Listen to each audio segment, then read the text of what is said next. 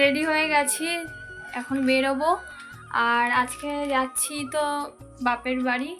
আর এখন ঘড়িতে কটা বাজে? ঘড়িতে বাজে 8:05। দেরি করেই বেরোচ্ছি কারণ বাবা আসছে বাইরে থেকে। ব্যাঙ্গালোরে ছিল বাবা, প্রায় 6 মাস মতোই ছিল বাইরে কাজে। তা ওখান থেকে আসছে, তাই দেরি মানে ওখান থেকে ভেবেছিলাম স্টেশন থেকে একবারে আর কি বাবার সাথে বাড়িতে যাব। তা সেটা আর হয়নি। তা মা বললো গিয়ে বস, যেহেতু রাত হবে অনেকটা। আর আমি এখান থেকে এতটা যাব, যেহেতু তোমাদের দাদা বাড়িতে নেই, কাজে গেছে, আমি যাব মেয়ে আর আমি। ওর জন্যই মা বললো তাড়াতাড়ি বেরিয়ে যায়। মেয়ে পড়ে আসলো, তাই এখন বেরোচ্ছি। তা চলো একেবারে গিয়ে কথা হবে, রাস্তায় বেরোই তারপর আবার। চলো, এখনই আসলাম সবে। এই দেখো আমাদের ঠাকুর, আর কিছুদিন বাদে ঠাকুর পাল্টানো হবে।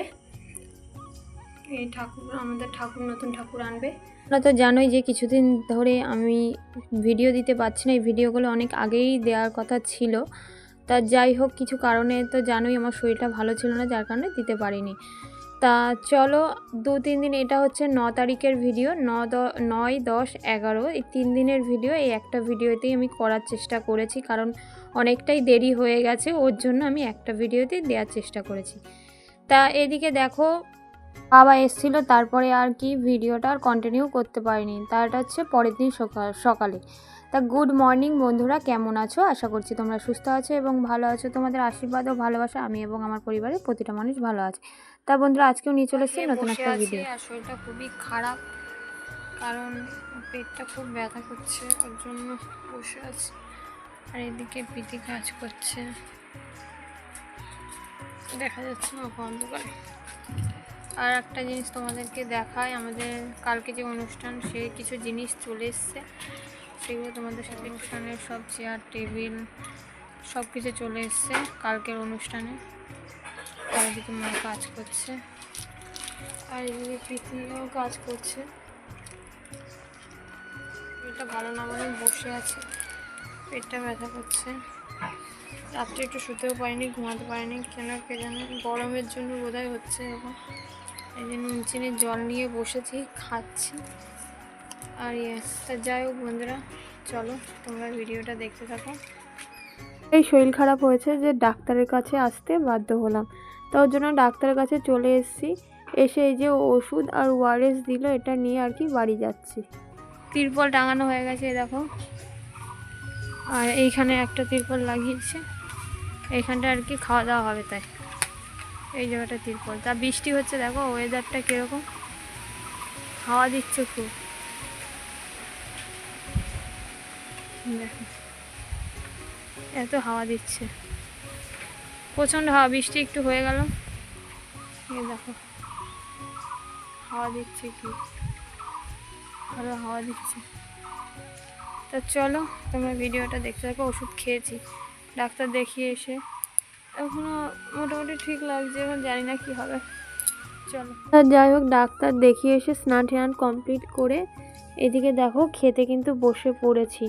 আর আজকে রান্না হয়েছিল ডালের বড়ার তরকারি, আর হয়েছিল চাটনি, আর হচ্ছে উচ্ছে আলু ভাজা। আর আমার জন্য এক্সট্রা একটা জিনিস হচ্ছে, সেটা হচ্ছে কলা সিদ্ধ। যেহেতু পেটটা ভালো ছিল না, ওর জন্য কলা সিদ্ধ দিয়েছিল, আর সজনে ডাঁটা আলু দিয়ে তরকারি ছিল। তা আমি দেখো উচ্ছে আলু ভাজা দিয়ে খেয়েছি, আর হচ্ছে কলা সিদ্ধ দিয়ে। তা চলো, অবশেষে কিন্তু আজ সেই দিনটা চলেই আসলো। হ্যাঁ, আজকে হচ্ছে বাড়ির পুজো, আর আমি কিন্তু একেবারে রেডি হয়ে বাইরে বেরিয়েই তোমাদের সাথে ভিডিও করছি। কি বলো তো, আমার এতটাই যে শরীর খারাপ ছিল, তোমাদেরকে কি বলবো। আমি যে রেডি হয়ে আসতে পারবো তাও জানি না। আগের দিন ডাক্তার দেখিয়েছি, তাও কোনো পরিবর্তন হয়নি। তবুও ঠাকুরের ভরসা, মানে ঠাকুরের উপর বিশ্বাস রেখে বেরিয়েছি। এখন জানি না কতদূর কী হবে। তা এদিকে দেখো সবাই সেজেছে, আর আমাদের ইচ্ছাই ছিল সবাই মিলে লাল পাড় সাদা শাড়ি পরবো, সেই মতোই আর কি সাজা। তাই এদিকে দেখো আমাদের ঠাকুর মানে কিছুজন গেছিলো আনতে, কারণ এটা মানে অনেকটাই দূরে, আর এই রোদ্রে সবাই তো অত দূরে যেতে পারবে না। তাই কিছুজন গেছিলো আনতে, ভাই আমার 2 ভাই গেছিলো, আরও ভাইয়ের ভাইরা, প্রীতি, আরও অনেকে গেছিলো। তারা গিয়ে আর কি কিছুটা রাস্তায় এনেছে, আর আমরা কিছুটা রাস্তায় এগিয়ে গিয়ে আমরা ওখান থেকে আর কি নাচতে নাচতে যাবো। তাই এদিকে দেখো এইখান থেকে আর কি আমরা এখানে এসে দাঁড়িয়েছি, আমাদের একটা 3 রাস্তার চৌরাস্তার মোড়, এইখানটায় দাঁড়িয়েছিলাম। এখান থেকেই আর কি একসাথে যাব। আমাদের বাড়ি এখান থেকে খানিকটা দূর, অনেকটাই বলতে পারো, কিন্তু ঠাকুর আনতে গেলে অনেকটাই। তাই সেই মতোই আর কি আগে আর কি গেছিলাম যে এরকম নাচতে নাচতে আর কি ঠাকুর নিয়ে আসবো। আর আমার শরীর কিন্তু এতটাই খারাপ, মাসিরা কিন্তু বারণ করছে যে এত নাচিস না, যেহেতু তোর এত শরীর খারাপ, মাথা ঘুরে যাতে না পড়িস। এবার আমি শুধু ঠাকুরকে ডাকছি যে দেখো এত দিন ধরে ভাবছি যে এরকম সাজবো, এত নাচ করব, মানে ঠাকুর আনতে যাব, এত মজা করব, যদি দিনটা নষ্টই করে ফেলি, যা আছে কপালে তা তো হবেই। যদি পড়ে যাই যাব ঠাকুরের নামে, যদি ঠাকুর চাই, যদি আমার ক্ষতি হবে হবে, কিন্তু আমি জানি যে ঠাকুরের নামে থাকলে কোনো দিন কোনো কিছু হয় না। তা সেই মতোই কিছুটা একটু মানে রোদ্রে তো একটু না অনেকটাই কষ্ট হচ্ছিল, মানে গলা শুকিয়ে যাচ্ছিল, আর তার মধ্যে উপোস রয়েছি। তা এদিকে ভিডিও করতে হচ্ছে, যেহেতু তোমাদের সাথে একটু শেয়ার করব। পুরোপুরি সবটা করতে পারিনি, তবে যেটুকু পেরেছি সেটুকু শেয়ার করেছি। তারপর নিয়ে আসার পরে এদিকে দেখো আমি ঘরে গেছিলাম, সেই সময় আর কি মানে মা বড়রা প্রীতি সবাই মিলে আর কি বরণ করে ঠাকুরকে আর কি মানে পুরনো ঠাকুরটাকে বের করে নতুন ঠাকুরটাকে বসিয়েছে, আর ব্রাহ্মণও পুজো শুরু করে দিয়েছে। আর এদিকে আমি চেঞ্জ করায় ব্যস্ত, কারণ আমার তো ডন্ডি কাটতে হবে, কারণ আমি একটা মানসিক করেছিলাম, তোমরা জানোই যে মাঝে আমার অনেকটাই শরীর খারাপ হয়েছিল। সেই কারণে আমি তখন মনে মনে বলেছিলাম যদি আমি মানে এত বড় মানে অসুখ থেকে ভালো হতে পারি তাহলে আমি ডন্ডি কাটবো। তা সেই মতোই আর কি ঠাকুর যখন ভালো রেখেছে আমার তো করতেই হবে বলো, তা ওর জন্য চেঞ্জ করে নিয়েছি। ব্রাহ্মণরে বলেছি ব্রাহ্মণ যখন বলবে তখনই আর কি যাব, আর কি পুকুরে যেতে হবে। তা এদিকে দেখো এদিকে একটু ঘুরতে আসলাম, কারণ তোমাদের দাদা কিন্তু সারাদিনে অনেকটাই ব্যস্ত, কারণ ওর পরে রান্নার দায়িত্ব পড়েছে। তা চলো।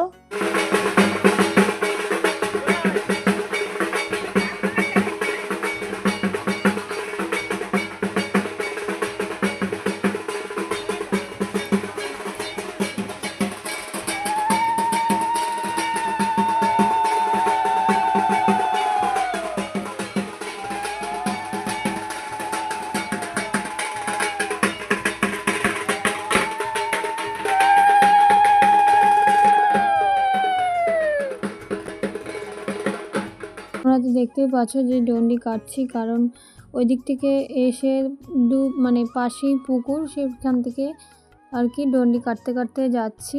আর এই পুরো মন্দির অবধি আমাদের মানে সেই মতোই আর কি বলা রয়েছে। তা চলো ডন্ডিটা কেটে নিই, আর তোমরা দেখো ডন্ডি কাটার সময় দেখো আমি কিভাবে যে পুরো রাস্তা ডন্ডি কেটেছি নিজেও জানি না। সত্যি কথা ঠাকুরের শক্তি না দিলে হয়তো বা এটা সম্ভব ছিল না। আমার খুবই মানে ডন্ডি কাটার আগে খুবই কষ্ট হয়েছিল, আর আমি কেন জানি না ডন্ডি কাটা কেটেছি, আমার এক ফোঁটা একটু আমার শরীরে কোনো কষ্ট ছিল না। তবে শুধু ঠাকুরকেই ডাকছিলাম যেন মানে এইভাবে সব সময় জানি তোমার পাশে পায়, আর সব বিপদ থেকে যেন মুক্ত হয়। কারণ যে মানে প্রত্যেকটা মানুষ ভক্তি ভরে ডাকলে অবশ্যই ভগবানকে পাওয়া যায়, এবং তাকে স্মরণ করলে ঠিক মতো তবে তার ভালোবাসা সবটাই পাওয়া যায়।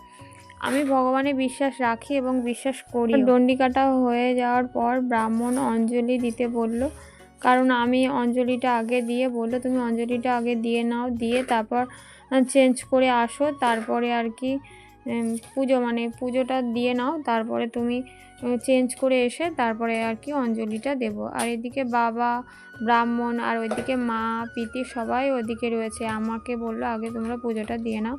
আর এদিকে দেখো সব বাজাতে বলেছিল তাই বাজনা বাজাচ্ছে, আর সবাই এদিকে কিন্তু বাইরে সবাই নাচছে।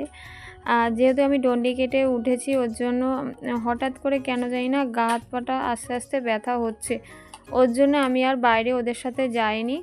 আর এদিকে দেখো আরতি হচ্ছে, আরতি হওয়ার পর আর কি হবে মানে যজ্ঞটা হবে, যজ্ঞ সবার লাস্টে হয়, তা ওর জন্য আরতিটা করার পর আর কি যজ্ঞ হবে। যজ্ঞ কথা বলতে বলতে দেখো যজ্ঞ কিন্তু শুরু হয়ে গেছে। বাবা আর ব্রাহ্মণ মিলে আর কি যজ্ঞে আর কি বেলপাতা ঘি দিয়ে বেলপাতা দেয় সেটা আর কি দিচ্ছিল, আর এদিকে তো ঢাক বাজছিল।